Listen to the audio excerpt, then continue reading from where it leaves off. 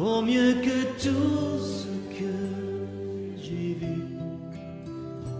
Ma délivrance est sous ton aile, sur le rocher de ton salut. Ta bienveillance, ô Éternel, vaut mieux que tout ce que j'ai vu. Ma délivrance est sous ton aile, sur le rocher de ton salut. Quel beau chant! Ta bienveillance, ô Éternel, vaut mieux que tout ce que j'ai vu. Vous aurez l'occasion d'entendre le chant au complet avec un très beau montage vidéo à la toute fin de cette capsule. Alors, bienvenue à tous à ce rendez-vous hebdomadaire. Bienvenue aux membres de l'Église chrétienne de Rosemère, mais à tous ceux et celles qui se joignent également à nous. Alors, nous sommes maintenant à notre 5e dimanche sans aucun rassemblement public. Nous sommes mercredi le 15 avril. Et puis, bien que nous ne pouvons pas nous réunir publiquement ensemble, la technologie nous permet de nous réunir différemment. Et puis, c'est vraiment une bonne nouvelle pour nous d'être capable de pouvoir utiliser tout ce qui est mis à notre disposition pour se connecter les uns avec les autres. Alors, j'espère que vous allez bien en cette longue période de confinement et d'isolement. Et puis, quelqu'un a dit, si ça continue, il ne faudra pas juste aplatir la courbe de la crise, mais il va y avoir d'autres courbes à aplatir. Alors, on ne bouge pas toujours beaucoup, mais il faut essayer de bouger chaque jour. On essaie de prendre une marche, nous, à tous les jours, autant que possible. Nous sommes confinés à la maison, travailler à la maison et presque pas sortir. Ça doit être la même chose pour la plupart d'entre vous. Et on veut le préciser à nouveau, c'est que si vous avez des besoins quelconques ou si vous connaissez des gens qui ont des besoins, que ce soit pour recevoir un appel téléphonique, que ce soit pour recevoir des CD audio, surtout pour ceux qui n'ont pas accès à Internet, que ce soit au niveau alimentaire, quel que soit le besoin, à l'adresse qui apparaît à l'écran, vous pouvez envoyer vos demandes, vos requêtes et on va tout faire pour vous aider dans la mesure du possible. On a également aussi une équipe de prière qui a été mise sur pied. Donc, si vous avez des besoins plus personnels ou des besoins précis au niveau de la prière, alors on vous invite à transmettre vos requêtes à notre responsable, Carole Tapin, à l'adresse qui apparaît au bas de l'écran. Et puis, Carole va transmettre à toute l'équipe cette requête et puis soyez assurés que des gens vont prier pour vos besoins. Une vingtaine de personnes sont engagées à prier tous les jours pour les différentes requêtes de prière.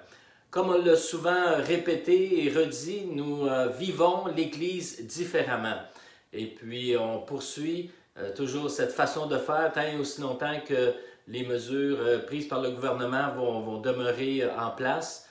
Les mesures de santé publique. Alors, nous les respectons, donc tout est fermé. Et puis, on s'organise comme on peut. Il y a de très belles choses qui se passent.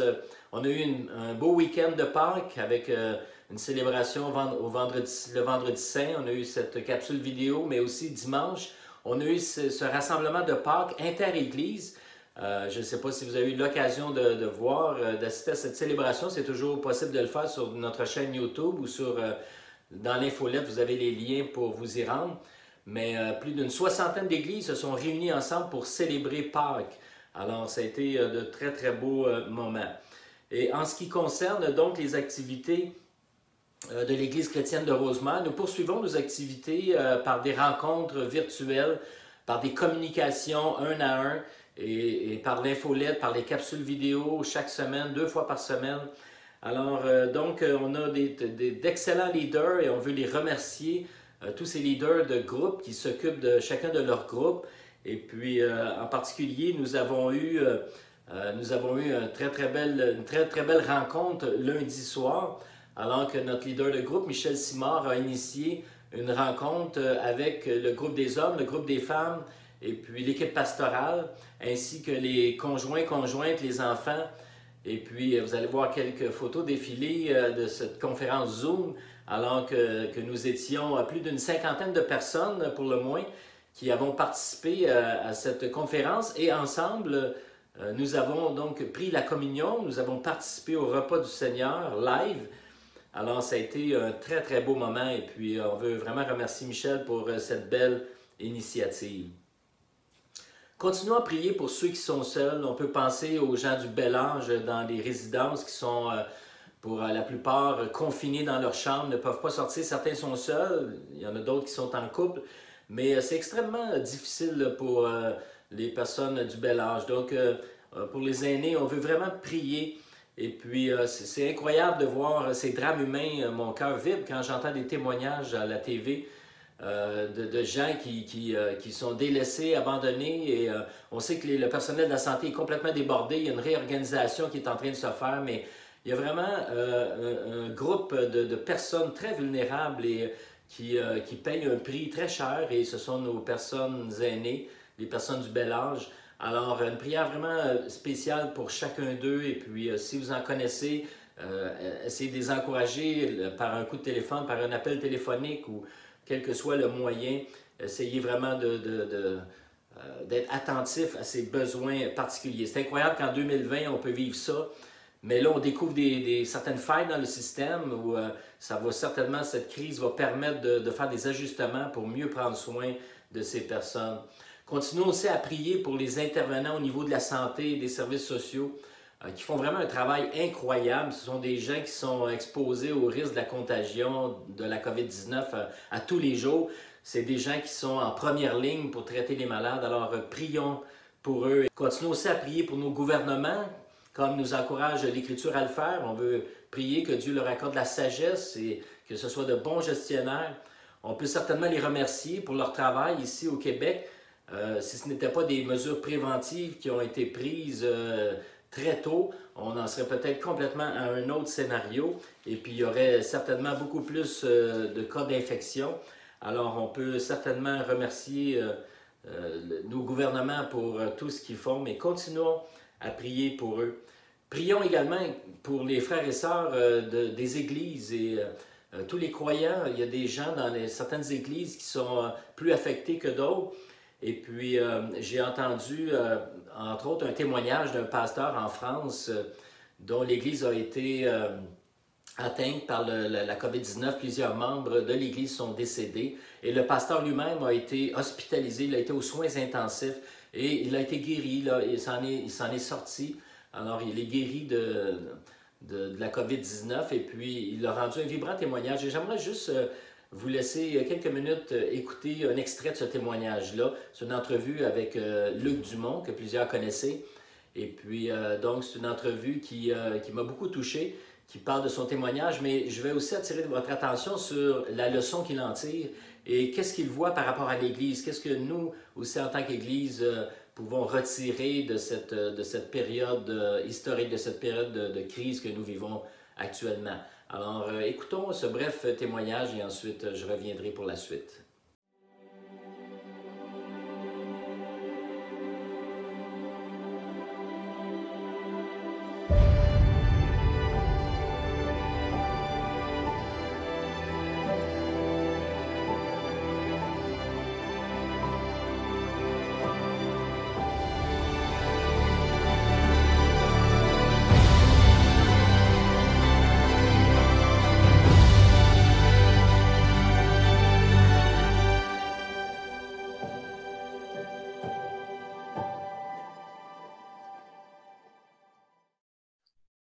Bonjour, Pasteur Samuel. Je suis vraiment honoré de passer ces quelques minutes avec toi.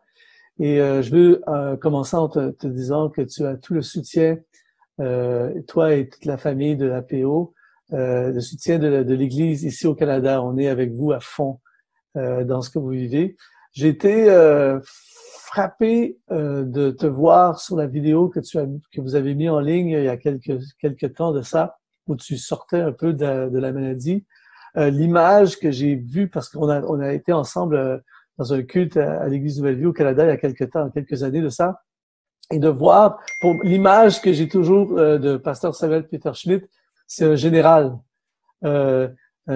pour Dieu. Et là, on t'a vu foudroyé littéralement par la maladie. Est-ce que tu peux nous raconter un peu ce qui s'est passé dans les dernières semaines? Tu as eu le coronavirus et comment tu as traversé cette tempête épouvantable? Oui, alors Luc, peut-être juste avant de commencer à parler, je voudrais d'abord dire que mes pensées vont premièrement vers tous les membres de l'Église qui ont perdu un être cher, ceux qui sont encore dans le coma, ceux qui sont encore intubés. J'ai mon cher ami Gérard qui a été enterré aujourd'hui et il ne m'est pas possible de commencer à parler sans penser à eux tous et aux membres de notre Église qui peut-être, pour ceux qui sont là, m'entendent pour la première fois depuis 5 semaines. Je suis tombé rapidement malade. Je pensais que c'était une grippe, mais je me dégradais de jour en jour. Et très vite, j'ai dit à mon fils qui est médecin, je me sens être une petite flamme qui s'éteint. Et je dois dire que je n'aurais jamais pensé que cette maladie est aussi foudroyante. Si vous ne l'avez pas vécu de l'intérieur, c'est difficile à comprendre. Mais l'image que j'ai donnée au médecin, c'est comme si je faisais un bras de fer avec quelqu'un, mais je sens maintenant, il a gagné la partie. Et je dois dire que, pour résumer, si je suis là, c'est parce que Dieu est intervenu dans une nuit. Je réserve ce témoignage un peu exclusivement à l'Église d'abord. J'espère que vous le comprendrez, mais ça a été là le changement.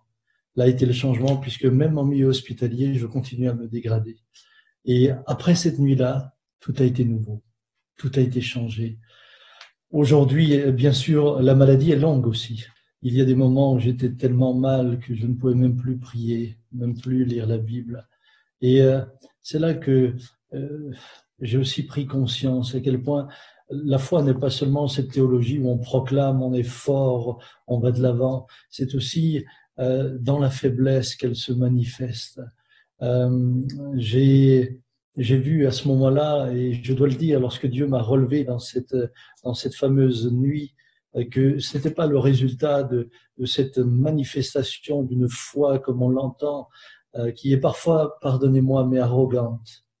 Elle me semble parfois arrogante, elle me semble réduire Dieu à n'être qu'un exécutant. Non, elle est cette foi qui nous rend dépendantes de lui, mais entièrement dépendantes. Et si je suis là aujourd'hui, je n'ai pas plus de mérite que mes amis qui sont morts. Ils avaient la même foi que moi. Et voyez-vous, j'en reviens à Hébreux 11, où il y a eu tous ceux qui par la foi vainquirent des peuples, et puis il y a eu ceux dont le monde n'était pas digne, qui furent persécutés. Il y a une approche de la foi aujourd'hui qui me semble présomptueuse et qui, pour moi, est clairement le résultat d'un manque de connaissance de qui est Dieu. J'ai dit à un de mes amis, j'ai l'impression d'avoir vécu une deuxième nouvelle naissance. Wow. Connaître Dieu tellement différemment. Pardonnez-moi. Mais je voudrais dire avec Job, et je veux juste le lire parce que je l'ai devant mes yeux. Je reconnais que tout est possible pour toi. Je sais qu'aucun projet ne peut t'embarrasser. Tu l'as dit, j'ai osé rendre tes plans obscurs à force de parler de ce que j'ignorais. J'ai découvert Dieu dans une autre dimension et je me suis rendu compte que le fait de vouloir toujours apporter des réponses apporte des conclusions erronées. J'ai été frappé par ce verset du psaume 71 où il est dit « Beaucoup pensaient que tu m'avais maudit, mais tu as été mon surprotecteur. » Et j'étais surpris. Vous savez, j'étais à l'hôpital, je pleurais parce que tout d'un coup, j'ai vu émerger toutes sortes de personnes qui ont écrit pourquoi le coronavirus nous a frappés, pourquoi la malédiction est venue sur nous, des vidéos ont été faites et c'est pour la première fois que j'ai eu le sentiment d'être le blessé sur le chemin de Jéricho, à côté duquel passe le pharisien et le lévite sans le considérer, mais juste en cherchant des explications. Ça a été extrêmement éprouvant et j'ai dit Seigneur, mais toi tu sais, et c'est pourquoi ma foi n'a pas été ébranlée, loin de là. Quel sera ton premier message? Qu'est-ce que tu diras à tous ceux qui sont des pasteurs, des leaders, des influences dans l'Église francophone? Ce serait quoi ton message? Il nous faut revenir à beaucoup d'humilité. beaucoup d'humilité. Nous avons été trop souvent présomptueux. Nous parlons de Dieu comme si nous l'avions étudié, comme si nous en avions fait le tour, alors que c'est lui qui nous connaît. C'est lui qui nous connaît. Nous ne sommes que peu de choses, très peu de choses. Il nous faut revenir à beaucoup d'humilité. Alors, quel témoignage touchant, n'est-ce pas? Et puis, oui, demeurons humbles et puis n'ayons pas de prétentions excessives en tant que croyants, en tant qu'Église, mais soyons dépendants de la grâce de Dieu. Et puis, je crois que l'Église va en ressortir encore plus enrichie, plus forte dans sa foi, dans sa confiance en Dieu, mais aussi dans sa préoccupation, dans son souci pour les autres, pour les personnes qui nous entourent et le besoin de connaître la grâce et la bonté de Dieu. J'aimerais en terminant vous partager un court psaume que j'ai lu dernièrement, il y a quelques jours, et puis c'est un psaume qui m'a encouragé beaucoup à placer toute ma confiance en Dieu et à croire en sa bonté, quelles que soient les circonstances. C'est un court psaume, c'est le psaume 13, et je vais en faire la lecture, vous allez voir le texte apparaître à l'écran, et ça dit ceci: « Au chef de chœur, psaume de David. Jusqu'à quand, Éternel, m'oublieras-tu sans cesse? Jusqu'à quand me cacheras-tu ta face? Jusqu'à quand aurai-je des soucis dans mon âme et chaque jour du chagrin dans mon cœur? Jusqu'à quand mon ennemi s'élèvera-t-il contre moi? Regarde, Éternel mon Dieu, réponds-moi, viens réparer mes forces, sinon je m'endors dans la mort, afin que mon ennemi ne dise pas « je l'ai vaincu ». Et que mes adversaires ne soient pas dans l'allégresse si je chancelle. Pour moi, j'ai confiance en ta bonté. La joie remplit mon cœur à cause de ton grand salut. Je veux chanter en ton honneur. Ô Éternel, tu m'as comblé de tes bienfaits. Quel très beau psaume, n'est-ce pas? Un psaume qui nous encourage à nous tourner vers Dieu et à pouvoir contempler sa bonté, sa bienveillance envers nous. Un théologien a dit que ce psaume, c'est la prière de David. C'est David qui est probablement extrêmement abattu, qui a une souffrance prolongée. Il est sur le bord de tomber dans le désespoir. Et on peut donc penser que le psalmiste a écrit ce psaume-là vers les derniers temps de la persécution du roi Saül envers lui. On sait que dans l'histoire, le roi Saül a persécuté David, il voulait vraiment sa peau, il voulait le tuer. Alors David devait se sauver, se cacher, et puis ça amenait beaucoup de détresse en lui. On le voit aussi entre autres dans le récit de 1 Samuel au chapitre 27. David dit « Certes, je périrai un jour par les mains de Saül. Ne vaut-il pas mieux que je me sauve au pays des Philistins? » Alors, on voit ici un David qui dit « Je vais finir par périr, il va finir par avoir ma peau si ça continue. » Alors, on peut penser que le psaume 13 a été écrit dans une période là, où il n'en pouvait plus, où pour lui, Dieu n'était plus présent, Dieu cachait sa face. Et puis, mais comme d'autres auteurs diront aussi, ce psaume peut très bien s'appliquer à l'Église aujourd'hui, et particulièrement dans la période que nous vivons. Ceux et celles qui passent par des moments de souffrance prolongés, interminables. On peut penser dans ce confinement qu'il y a des gens qui ne vivent pas les choses de la même manière que tout le monde. Et puis, ce n'est pas nécessairement un manque de foi, mais certaines personnes sont prises par l'anxiété, par l'insécurité, l'incertitude de l'avenir, de qu'est-ce qui va se passer. Ça peut être au niveau économique pour certaines personnes, d'autres, ça peut être simplement au niveau émotionnel, spirituel. Peut-être que pour vous, tout va bien, les choses vont bien, et puis c'est correct, c'est bon, et c'est là qu'on a besoin de prière, on a besoin que vous puissiez prier pour ceux qui en ont besoin, pour ceux qui ont plus de difficultés. Un chrétien peut vivre plus ou moins longtemps dans le découragement et à quelque part penser que Dieu l'a oublié. Et c'est ce qu'on voit dans ce psaume-là. David commence à poser des questions. Jusqu'à quand? Jusqu'à quand? Tu ne me vois pas, tu ne vois pas ce que je vis. Et puis lorsqu'on vit des moments comme ceux-là, toute cette anxiété, cette inquiétude peut nous amener parfois, comme croyants, à avoir ces questionnements. Jusqu'à quand? Et on peut voir cette détresse particulièrement lorsqu'on a des enfants, des petits-enfants. On sait qu'on peut utiliser FaceTime, Zoom et tous ces moyens technologiques-là pour se connecter les uns aux autres. Mais en ce qui nous concerne, on a une petite fille, Anissa, qu'on a l'habitude de voir à toutes les 2 semaines, de prendre à toutes les 2 semaines. Et là, c'est seulement par FaceTime qu'on peut se voir depuis un mois et demi à peu près. Alors donc, c'est pour des parents, pour des parents qui ont des enfants qui ne voient pas, des petits-enfants ou arrière-petits-enfants, on trouve les temps très difficiles parce qu'on aimerait pouvoir les serrer dans nos bras. On a hâte au retour à la normale, c'est sûr. Et tout ce confinement, toute cette souffrance, cette détresse peut amener des interrogations, des questionnements à différents niveaux pour chaque personne. Mais chose certaine, c'est qu'on peut anticiper le moment où on va tous se revoir, on va tous se réunir, qu'on va revoir nos familles, nos enfants, l'Église. J'ai hâte à cette première célébration où on va revenir tous ensemble et puis je ne sais pas de quelle façon ça va se faire, ça peut prendre encore pas mal de temps. Et quand ça va se faire, est-ce que la distanciation, comment on va s'organiser? Il y a beaucoup de questions à ce sujet-là, mais j'ai hâte qu'on puisse se revoir tous ensemble et revoir aussi nos bien-aimés, nos proches. Alors, j'aime bien le logo qui circule, l'arc-en-ciel, qui dit « ça va bien aller ». Je crois que c'est une lueur d'espoir pour les gens. Les gens affichent, on en voit partout, même ici, on se promène dans les rues, on voit arc-en-ciel, ça va bien aller. Et puis, j'aime cette notion du après. Parce qu'après la pluie vient le beau temps. Et quand on voit un arc-en-ciel apparaître, lorsqu'il n'y a plus, on voit un arc-en-ciel, et bien le soleil apparaît.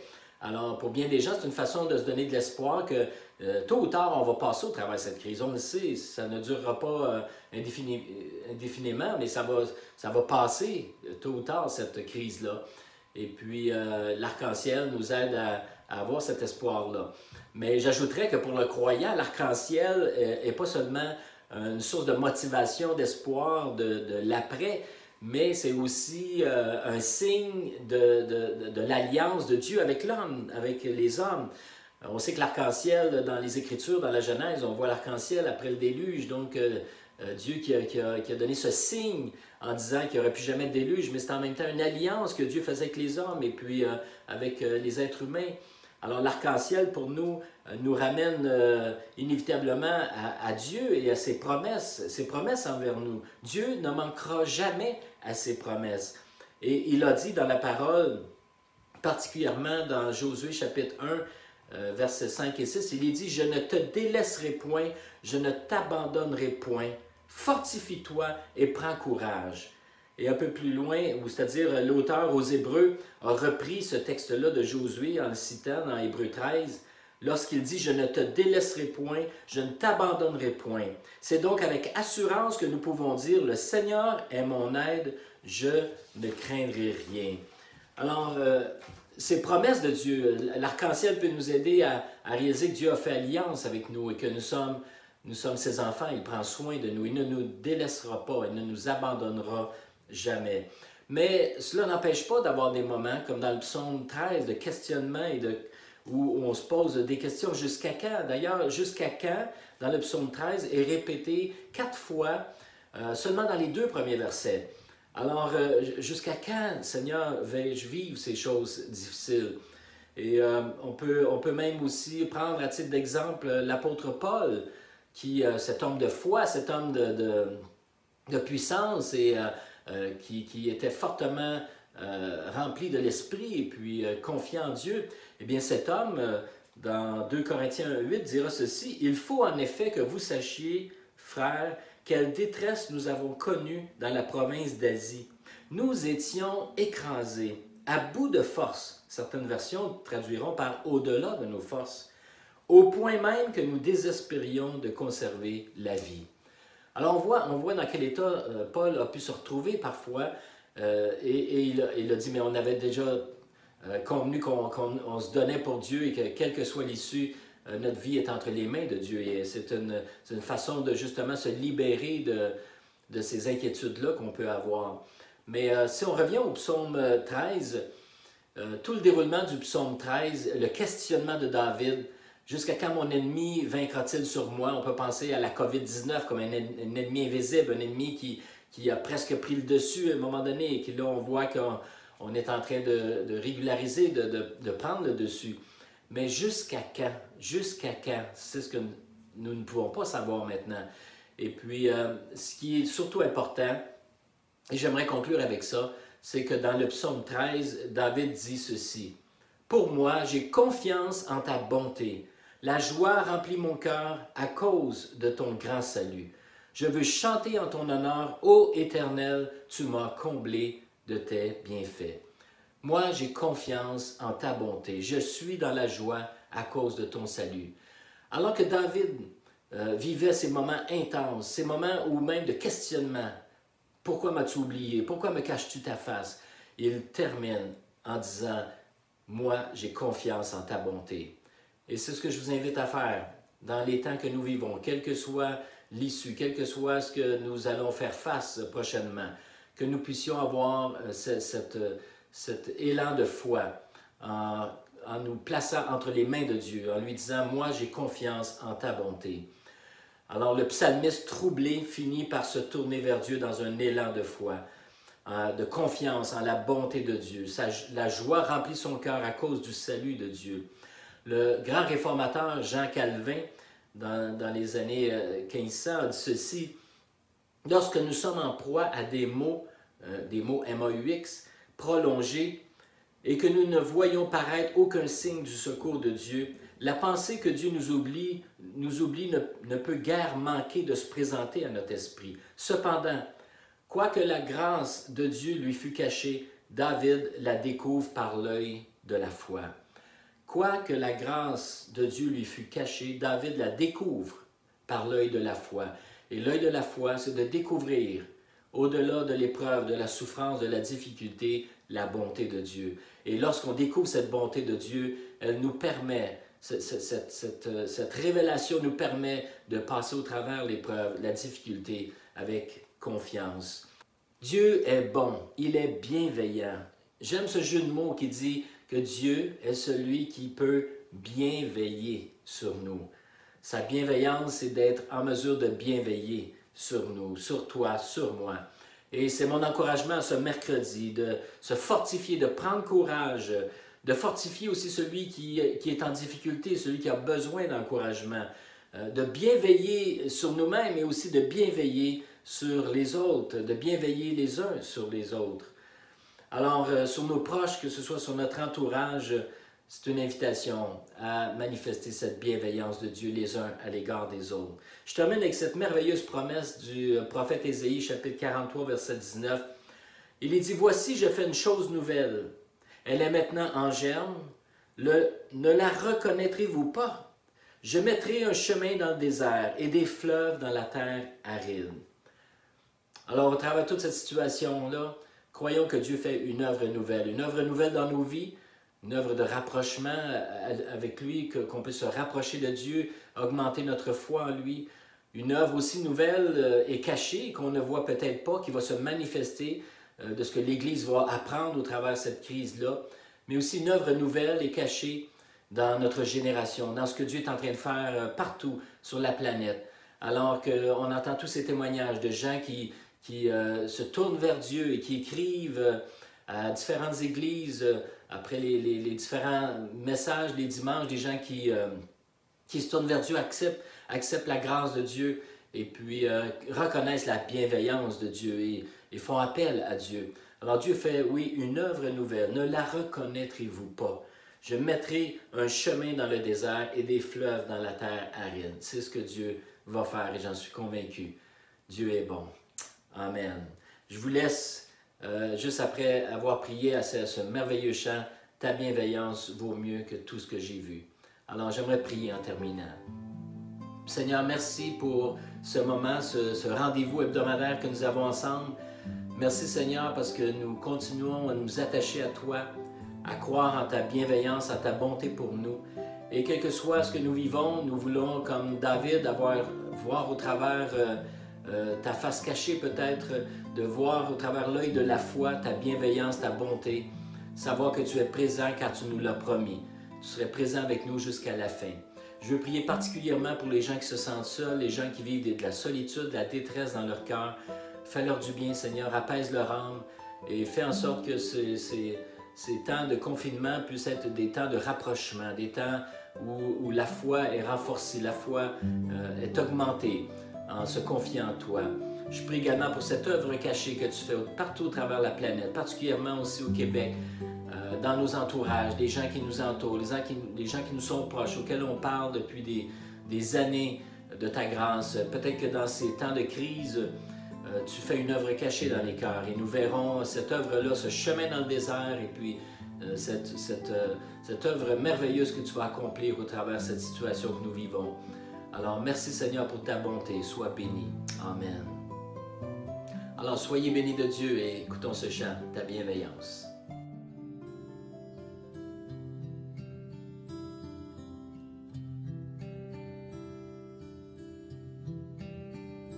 J'écouterai ce que dit Dieu, car il est droit pour qui l'écoute. Sa paix divine est sur tous ceux qui vont à lui quand vient le doute. Fidèlement je veux le suivre, je veux marcher dans ses sentiers. Il est la main qui me délivre de la folie de mes projets. Ta bienveillance, ô Éternel, vaut mieux que tout ce que j'ai vu. Ma délivrance est sous ton aile, sur le rocher de ton salut. Ta bienveillance, ô Éternel, vaut mieux que tout ce que j'ai vu. Ma délivrance est sous ton aile, sur le rocher de ton salut.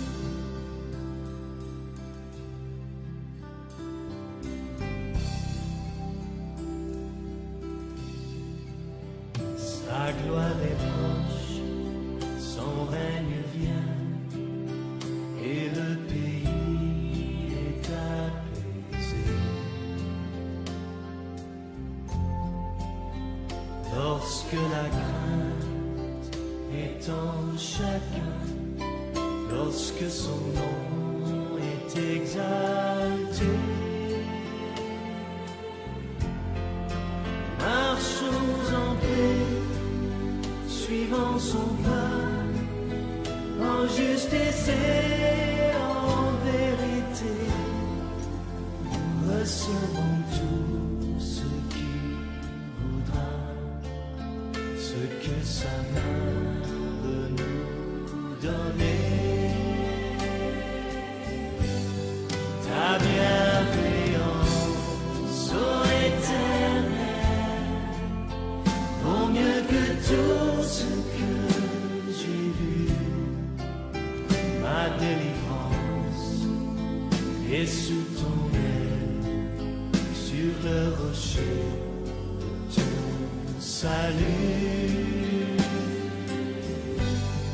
Ta bienveillance, ô Éternel, vaut mieux que tout ce que j'ai vu. Ma délivrance est sous ton aile, sur le rocher de ton salut.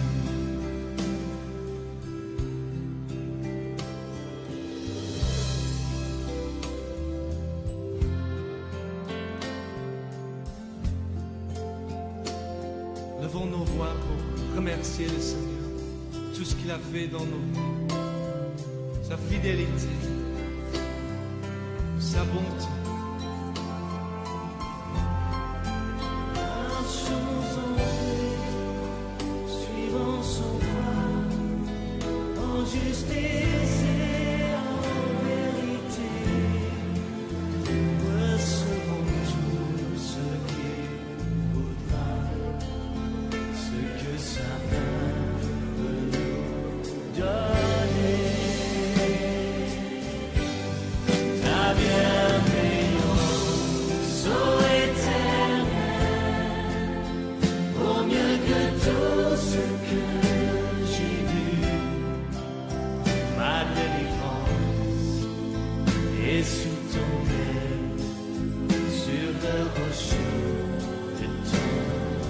salut.